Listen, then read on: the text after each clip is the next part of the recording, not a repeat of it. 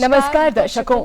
आज आप सभी का हमारे इस डीडी हिमाचल के विशेष कार्यक्रम उमंग में बहुत बहुत स्वागत है। जी हाँ दर्शकों, उमंग कार्यक्रम की विशेषता ये रहती है कि प्रतिभा संपन्न जो युवा हैं उनसे हम आपको रूबरू करवाते हैं। जी हाँ, विशेषता उमंग कार्यक्रम की ये है और खासियत इस कार्यक्रम की और बढ़ जाती है जहां हमारे युवा जो मेहमान हैं वो न सिर्फ अतिथि बनकर आते हैं बल्कि मंच संचालक के तौर पर भी कार्य का अनुभव लेना शुरू करते हैं। जहां मंच संचालक के तौर पर आज मेरे साथ मेरी सहयोगी नितिका धीमान भी शामिल है।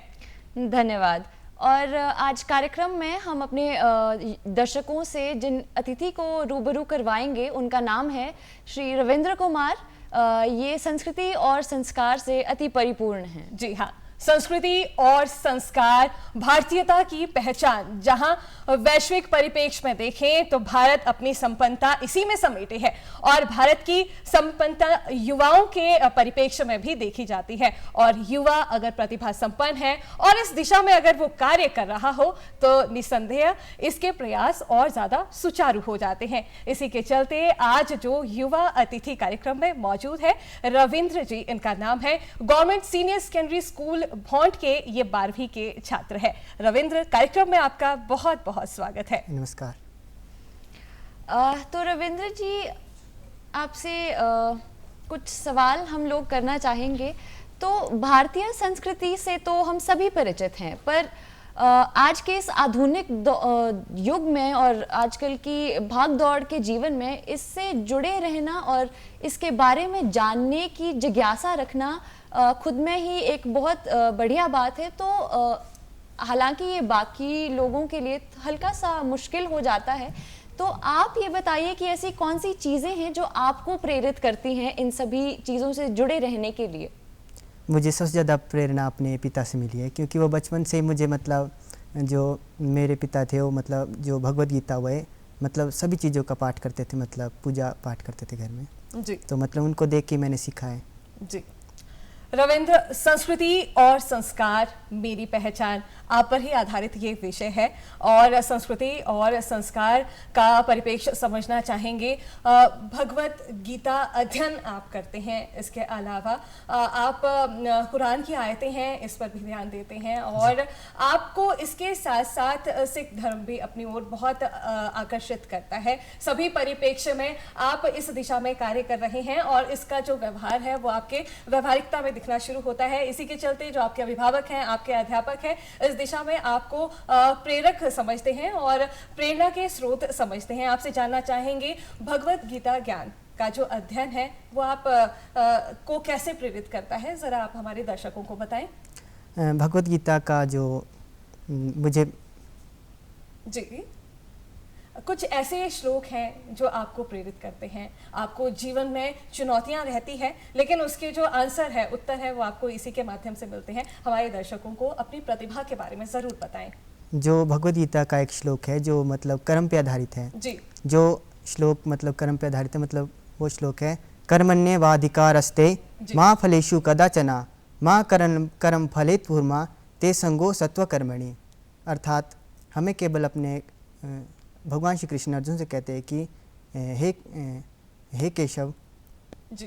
भगवान श्री कृष्ण अर्जुन से कहते हैं कि हे अर्जुन, तुम केवल अपने कर्म पर ध्यान देना चाहिए, तुम्हारा अधिकार केवल कर्म करना है, इसलिए तुम अपने कर्म पे ध्यान दो, क्योंकि तुम्हारे अधिकार में केवल कर्म करना है, उसका जो फल है वो तुम्हारे उसमें नहीं है। जी।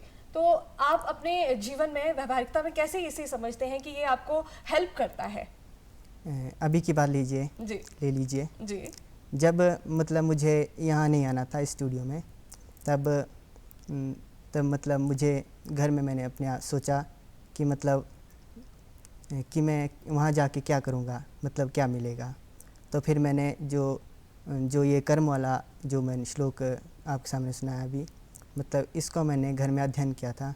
तो मैंने इस पे विचार किया कि जो कर्म का श्लोक है, मतलब इसका अर्थ तो यही है कि मतलब हमें अपने कर्म करते रहना चाहिए, हमें फल की चिंता नहीं करनी चाहिए। इसलिए मैंने इसलिए मैंने कर्म पे अपने ध्यान दिया। जी जी हाँ, दर्शकों आपको बताना चाहेंगे रविंद्र ने ये बात जब हमारे साथ डिस्कस की थी तो उन्होंने इस पर यही हमें भी प्रतिक्रिया दी थी कि जहाँ वो इसके परिणाम के बारे में सोचने लग गए थे कि ना जाने कैसा ये कार्यक्रम रहेगा, ना जाने कैसे इनके अनुभव रहेंगे, और इसका आंसर इन्हें स्वतः ही मिल गया कि इन्हें अपने परिणाम की चिंता नहीं करनी है, अपने कर्म की चिंता करनी है। और इसी परिप्रेक्ष्य में समझे तो व्यवहारिकता ये जो ग्रंथ है इन्हें प्रेरित करता है। निकिता के जहन में भी बहुत सारे प्रश्न होंगे। निकिता, आप भी रविंद्र से बहुत सारे क्वेश्चंस पूछ सकती हैं। धन्यवाद। तो आपका श्लोक उच्चारण तो हम सभी ने सुना, जो कि बेहद कमाल का है। पर अगर देखा जाए तो आजकल के, जैसा मेरा पिछला प्रश्न भी था, कि आजकल के आधुनिक इस जीवन में और युग में इन सारी परंपरागत और आध्यात्मिक चीज़ों का महत्व क्या है और ये कहाँ तक उपयुक्त हैं आजकल के जीवन में? देखिए, आजकल जो ये मोबाइल चीज़ आई है, मतलब ये अच्छी भी है और बुरी भी है। इसका हम सदुपयोग कर सकते हैं, लेकिन जब हम इसका दुरुपयोग करने लगते हैं तो ये हमारे जो मस्तिष्क में बुरा प्रभाव डालता है जी। जिससे मतलब हम मानसिक कष्ट होता है, मतलब हमारी हमें परेशान करता है, तनाव में डालता है। तो मैं ये कहना चाहूँगा कि यदि इस फ़ोन से छोड़कर मतलब अध्यात्म की ओर जाए और ध्यान करें तो हम अपने अंदर बहुत कुछ ढूंढ सकते हैं। जी हाँ, रविंद्र का सीधे और स्पष्ट शब्दों में यही कहना है कि हाँ, आधुनिकता ने हमें बहुत ज़्यादा माध्यम दिए हैं, हमें अवसर प्रदान किए हैं, और यदि इनका सटीक इस्तेमाल किया जाए तो इसकी जो रफ्तार है वो हमारे जीवन में सकारात्मक पक्ष ही इसका उभार कर सामने लाएगी। रविंद्र, आपसे एक और जो चीज़ है वो जानना चाहेंगे कि रामचरितमानस की जो चौपाइयाँ हैं वो भी आपको आकर्षित करती हैं। रामचरितमानस में एक यात्रा वृतांत जहाँ भगवान राम को वनवास हुआ है और केवट के नाम पर वो सवार हैं, जा रही हैं, और वो भजन भी आपको बहुत ज़्यादा प्रेरित करता है। हमारे दर्शकों को ज़रूर सुनवाएं। वो भजन मतलब जब भगवान श्री राम 14 वर्ष का वनवास काटने के लिए मतलब अयोध्या से वन की ओर जा रहे थे, तब उन्हें मतलब नदी पार करने के लिए केवट की ज़रूरत थी, क्योंकि केवट के पास नाव थी, तो नाव से उन्हें नदी पार करनी थी। तो फिर जी, केवट के भाव भगवान राम के लिए कुछ उस शब्दों में बयां हुए थे, आप भजन के माध्यम से हमारे दर्शकों को बता सकते हैं? तो मतलब भजन के माध्यम से बताना चाहूँगा जी कि ये भजन अनूप जलोटा जी का है, जी, जो मेरे सबसे फेवरेट सिंगर है, जी जी, जो मुझे बहुत ही अच्छे लगते हैं। मतलब आधे से ज़्यादा मतलब जो जी, आप ज़रूर भजन को गुनगुना सकते हैं। भजन। राम चरण सुखदाई भज मन, राम चरण सुखदाई भज मन, राम चरण सुखदाई भज मन, राम चरण सुखदाई। यही चरणन से निकसी सुरसरी, शंकर जटा समाई। जटा शंकरी नाम पर्यो है, जटा शंकरी नाम पर्यो है, त्रिभुवन तारनहाई। भज मन राम चरण सुखदाई। यही चरणन की चरण पादुका, भरत रयो लिबलाई। यही चरणन की चरण पादुका, भरत रयो लिबलाई। सोही चरणन केवट धोइली ने, सोही चरण केवट धोइली ने, तब हरि नाव चढ़ायो। भज मन राम चरण सुखदाई। बहुत उम्दा। रविंद्र, हम आपको बताना चाहेंगे आप बहुत मीठा गाते हैं। और नितिका, कुछ ऐसे प्रश्न जो आपके जहन में भी हों आप ज़रूर पूछें। जी बिल्कुल। तो रविंद्र जी, जैसे आपने पिछले प्रश्न में कहा कि मोबाइल फ़ोन्स का आजकल बहुत ज़्यादा प्रयोग हो रहा है और इसके दुष्कर्म भी बेहद सारे हैं, तो इसके चलते जो तनाव है, जैसे हम आजकल की युवा पीढ़ी में देखते हैं, एंजाइटी और डिप्रेशन जैसे ये बड़े बड़े शब्द बेहद प्रचलित हैं। बेहद प्रचलन में हैं, उसके साथ ही साथ ना ही केवल युवा पीढ़ी बट हर एक आयु वर्ग के लोग इससे जूझ रहे हैं। तो ये जो सारी आध्यात्मिक चीज़ें हैं, जैसे श्रीमद् भगवत गीता के पाठ हैं, श्लोक हैं, उन सारी चीज़ों का क्या महत्व है और वो कैसे फ़ायदेमंद है इन सारी चीज़ों के लिए? देखिए, श्रीमद् भगवत गीता के जो भगवत गीता का जो ज्ञान है जी, वो मतलब हमारे सभी प्रश्नों का उत्तर दे सकती है यदि हम उसे ध्यान से पढ़े और उसे समझे। जी रविंद्र, आपको बताना चाहेंगे, जहां डीडी हिमाचल की विशेष कार्यक्रम उमंग हमारे दर्शक देख रहे हैं, उमंग कार्यक्रम का ये प्रयास रहता है कि युवा प्रतिभाशाली जो व्यक्तित्व है उन्हें मंच प्रदान किया जा सके। मंच के साथ साथ जहां प्रतिभागी और प्रतिभा संपन्न दोनों जो युवा संपन्न व्यक्तित्व से आप रूबरू हो रहे हैं, वहीं रविंद्र कुमार जी से हम ये भी जानना चाहेंगे कि कुछ ऐसी चौपाइयाँ अगर वो हमारे दर्शकों के लिए गुनगुना दें, दोहरा दें, और ताकि जो दर्शक हैं वो उन्हें अपने जीवन में प्रेरित करने की ओर प्रयासरत हो। रामचरितमानस की वैसे तो बहुत सी चौपाइयाँ हैं, पर मेरी सबसे पसंदीदा है जो सिया राम जी, तो मैं गुनगुनाना चाहूँगा। जी। सिया राम मैं सब जग जानी, करहु प्रणाम जोरी जुग पानी, हरि अनंत हरि कथा अनंता, बहु ही सुनहि सब विधि सब संता, राम सिया राम जय जय राम, राम सिया राम जय जय राम। वाह, बेहद ही उम्दा रविंद्र जी। इसी के साथ जानना चाहेंगे कि क्या आपके परिवार में भी ये सब होता है? आपके पिताजी, आपके भाई बहन ये सब करते हैं? उसी के साथ साथ आपका रुझान बाकी सारी चीज़ों में कैसा है, जैसे कि टेलीविज़न हो गया या मोबाइल फ़ोन्स? देखिए, टीवी तो मैं ज़्यादा नहीं देखता, पर धार्मिक धारावाहिकों को मैं देखता हूँ, जैसे रामायण होगी, श्री कृष्णा आजकल आता है, रामानंद सागर, तो मैं वो देखता हूँ, मुझे बहुत अच्छा लगता है। जी रविंद्र, धर्मनिरपेक्ष भारत और धर्मनिरपेक्षता की ओर बढ़ते युवाओं की भी सोच और उनके प्रयास भी हम जहां जांच रहे हैं, जहां धार्मिकता के प्रति संस्कृति और जो संस्कार है उसे ये अपने में समेटते हैं और इसके साथ साथ इसके जो रुझान है उसका प्रभाव भी स्वयं में देख रहे होते हैं। इन सबसे भी ऊपर आध्यात्मिकता का मार्ग है और आध्यात्मिकता का मार्ग भी रविंद्र अपना रहे हैं। आध्यात्मिकता को किस तरीके से अपने जीवन शैली में ला रहे हैं, रविंद्र से ये जानने का प्रयास करते हैं। रविंद्र, आप बताएं, मेडिटेट आप करते हैं, मेडिटेशन से भी आप जुड़े हैं, आध्यात्मिकता का जुड़ाव आप महसूस करते हैं, हमारे दर्शकों को बताएं किस तरीके से आप मेडिटेशन की जो प्रक्रिया है वो रहती है। सबसे पहले मैं सुबह 4 बजे उठ जाता हूँ, जो ब्रह्म मुहूर्त का समय होता है, मतलब 4 से 5 बजे के बीच का जो समय होता है उसे ब्रह्म मुहूर्त कहते हैं। इस समय में मतलब जब हम ध्यान लगाते हैं तो हम अकेले में इसका ध्यान करना चाहिए, क्योंकि ध्यान अकेले में ही होता है। इस समय हम अपने अंदर भीतर जा सकते हैं, अपनी अंतरात्मा का साक्षात्कार कर सकते हैं। मतलब ध्यान करने का मतलब ध्यान मतलब सबसे आसान है ध्यान करना। ध्यान हम मतलब सबसे पहले हम पद्मासन में बैठकर अपने हाथों को मतलब आगे की ओर रख के, अपनी रीढ़ की हड्डी को सीधा करके, अपनी जो आंखें होती है उसका ध्यान मतलब अपने भृगुटी के मध्य में केंद्रित करना पड़ता है, और मतलब आंखें बंद करके मतलब सांसों पे ध्यान देना पड़ता है। तो मतलब सांसों पे ध्यान देने के बाद मतलब तो मतलब अच्छा होता है ध्यान।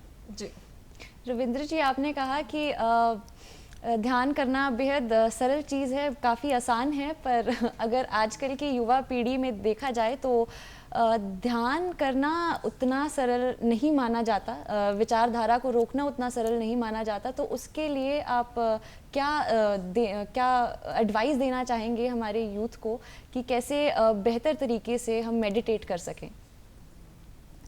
ध्यान कई प्रकार के होते हैं। जैसे मतलब ध्यान को मतलब एक तो जैसे मैंने कहा कि मतलब ध्यान को मतलब रीढ़ की हड्डी सीधा करके अपने आँखों केंद्र बिंदु मतलब भृगुटी के मध्य में अपने आप को देखना है।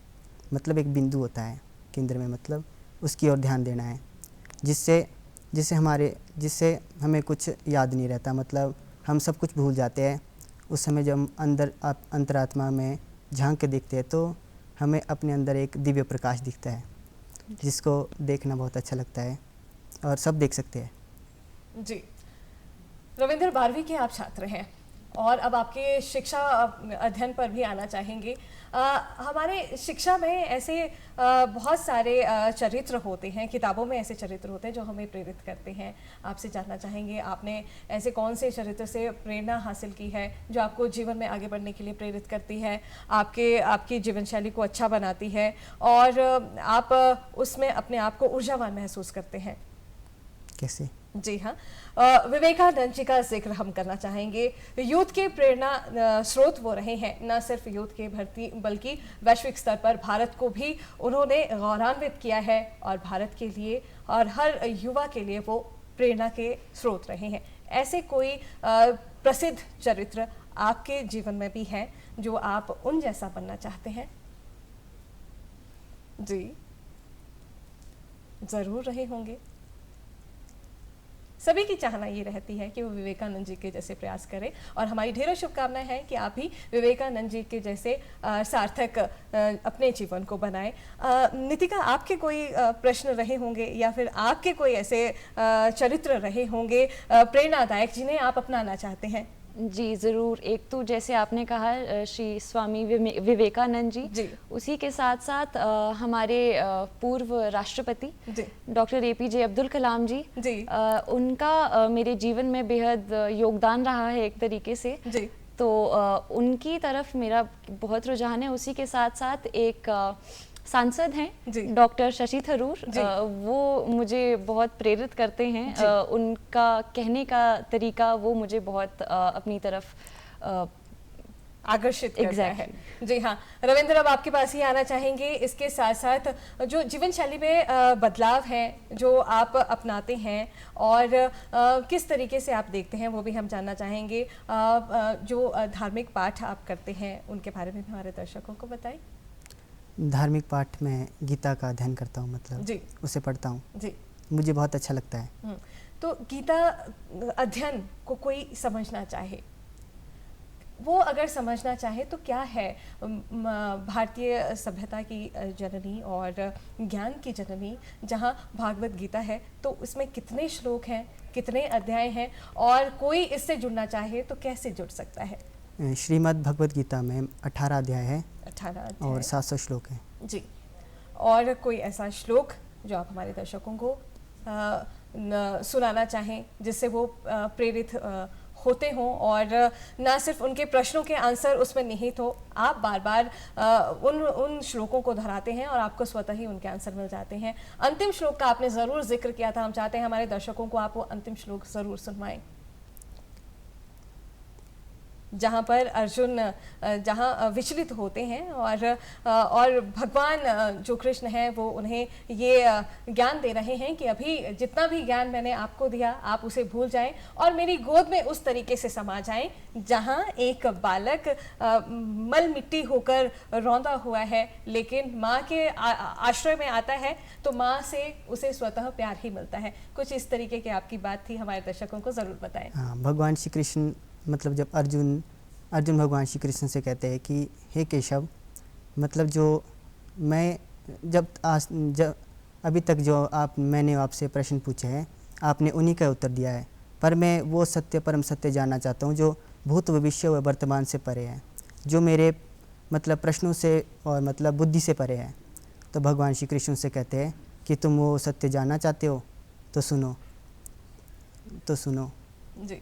तो वो कहते हैं कि हे अर्जुन, मैंने जो तुम्हें अभी योग आदि व कर्म की शिक्षा दी है तुम उसे भूल जाओ और मेरी शरण में इस प्रकार आओ जैसे दुधमुहा बच्चा कीचड़ से लथपथ होकर अपनी माँ के पास आता है जी। उसकी माँ भी उसे मतलब प्यार दुलार करके उसे नहला धुला के स्वच्छ कर देती है जी। उसी प्रकार मैं भी तुम्हारे समस्त पापों को नष्ट करके तुम्हें अपनी शरण में ले लूँगा जी। दर्शकों, धर्म का अर्थ होता ही यही है, धारण करना विचारों को, विचार ऐसे जो बीज बनकर एक व्यापकता देते हैं और ये व्यापकता जहां युवाओं में देखने को मिल रही है, सृजनशीलता, विकास की और न जाने ऐसे उम्दा व्यक्तित्व को प्रेरित करने की, जहां वो आयामों को हासिल करे। और इससे ये भी समझ आता है कि जो भारत देश है वो सुरक्षित हाथों में है और यहाँ पर जो प्रयास किए जा रहे हैं वो अपने स्तर पर उम्दा किए जा रहे हैं, जहाँ संस्कृति और संस्कार को आपस में समेटना चाहते हैं। जी नितिका, आप भी कुछ सोचते हैं ऐसा? जी बिल्कुल, उसी के साथ साथ एक प्रश्न है रविंद्र जी। भारत से आज के युग में बेहद लोग जुड़ रहे हैं, वो दूसरे देश के हों, अमेरिका हो या यूके हो, यूनाइटेड किंगडम। तो उसी के साथ साथ चाहे वो योग हो या फिर धर्म हो, अलग अलग उससे बेहद लोग जुड़ रहे हैं। तो आपका क्या संदेश रहेगा युवा पीढ़ी के लिए कि वे कैसे उससे जुड़ें और उसके फ़ायदे क्या होंगे अगर वे योग करें, मेडिटेट करें जैसे आपने कहा, या इन आध्यात्मिक ग्रंथों को पढ़ें? देखिए, आध्यात्मिक ग्रंथों को पढ़ने से हमें बहुत सी शिक्षा मिलती है। जी, मतलब हम उन्हें अपने जीवन में उतार सकते हैं। जी जी, योग को जानना चाहेंगे, जहाँ हमें ये कर्म योग एक है और भक्ति मार्ग भी एक है ना? भक्ति मार्ग के माध्यम से भी हम अपनी जीवन शैली में बदलाव कर सकते हैं, है ना? परिप्रेक्ष्य में देख सकते हैं इन सारी चीज़ों को। इसके साथ साथ रविंद्र, हम आपसे जानना चाहेंगे भविष्य की क्या योजना है, भविष्य में क्या सोचते हैं आप, भविष्य में क्या बनना चाहते हैं और किस तरीके से अपने भविष्य को सोचते हैं? मैं अपने भविष्य में टीचर बनना चाहूँगा। जी, और ये प्रेरणा आप टीचर ही क्यों, आप अध्यापक ही क्यों बनना चाहते हैं? कोई और जो प्रोफेशन है वो भी आपको आकर्षित करता हो, लेकिन अध्यापक बनना चाहते हैं, इसके पीछे ज़रूर कोई कारण रहा होगा, वो कारण हमारे दर्शकों को बताएं। अध्यापक बनने का यही कारण है कि जो छोटे बच्चे होते हैं वो मुझे बहुत पसंद हैं, क्योंकि वो बहुत ही मतलब भोले भाले होते हैं और उनके अंदर कोई छल कपट नहीं होता। वो सबसे प्यार से रहते हैं, मतलब वो अपनी ही दुनिया में मगन रहते हैं। जी, तो मैं उनके साथ समय बिताना चाहूँगा जी, और उन्हें अच्छी शिक्षा देना चाहूँगा। जी रविंद्र, इसके साथ साथ हम ये भी जानना चाहते हैं कि रविंद्र के शौक क्या क्या है? रविंद्र अध्ययन के साथ साथ और ऐसे कौन कौन से शौक है जो अपने में समेटे हैं और जिस पर वो समय देना चाहता है? खेल कूद का जो जरिया है, उसे कौन सा खेल खेलना पसंद है? मुझे सबसे ज़्यादा बैडमिंटन खेलना अच्छा लगता है। बैडमिंटन खेलना पसंद है। क्या स्कूल स्तर पर ऐसे कोई गतिविधियों में आप शामिल हुए हैं? शामिल तो नहीं, पर खेलता रहता हूँ। खेलते रहते हैं, अच्छा। और इसके अलावा गायन को हमने समझा आप उम्दा गाते हैं, कुछ और गीत हमारे दर्शकों के लिए गुनगुनाना चाहेंगे? ज़रूरी नहीं है कि धार्मिक परिप्रेक्ष्य में ही हम समझे, कुछ ऐसा गीत जो आपको बहुत अच्छा लगता हो, हमारे दर्शकों को गुनगुना दीजिए। बिल्कुल, गीत कोई ऐसा शौक? नितिका, आप को कुछ इस तरीके से गीत में कोई इंटरेस्ट है, कुछ है, या अपने शौक आप हमारे दर्शकों को बता दें? जी, रुझान तो बेहद है गीत में, हालांकि मुझे गाना नहीं आता, फिर भी कोई ऐसा शौक? उसके साथ साथ मैं कविता में बेहद शौक रखती हूँ। मैं कविता पढ़ती भी हूँ और लिखती भी हूँ साथ ही साथ। उसी के साथ मैं कहानियाँ भी लिखती हूँ और पब्लिक स्पीकिंग में मेरा हमेशा से रुझान रहा है। कविताओं का जिक्र किया है आपने, हम आपसे आपकी पसंदीदा कोई कविता जानना चाहेंगे, हमारे दर्शकों तक वो कविता जरूर पहुंचे। जी, एक कविता है, हरिवंश राय बच्चन जी ने वो कविता लिखी है जी। इसमें मधुशाला को जोड़ा गया है एक कवि की किताब से जी। तो ये है, मादकता अंगूर लता से खींच कल्पना की हाला, कवि साकी बनकर आया है भरकर कविता का प्याला, कभी न कण भर खाली होगा, लाख पिए 2 लाख पिए, पाठक गण है पीने वाले, पुस्तक मेरी मधुशाला।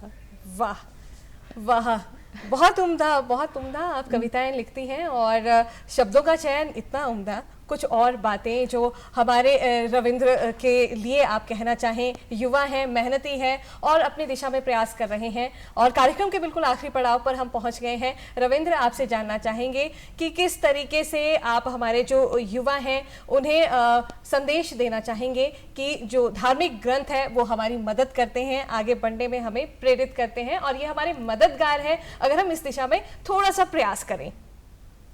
जी मददगार हैं, ये हमारे लिए मददगार ही हैं, हमें उम्दा साधन ये मुहैया करवाते हैं, है ना। तो हमारे दर्शकों के लिए कुछ सुझाव या फिर अपनी राय।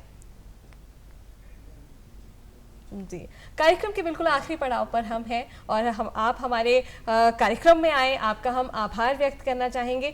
नितिका, आप भी हमारे कार्यक्रम में आई हैं, आपका भी आभार व्यक्त करना चाहेंगे और उमंग कार्यक्रम के लिए आपका जो रुझान है वो भी आप हमारे दर्शकों के लिए बताएं।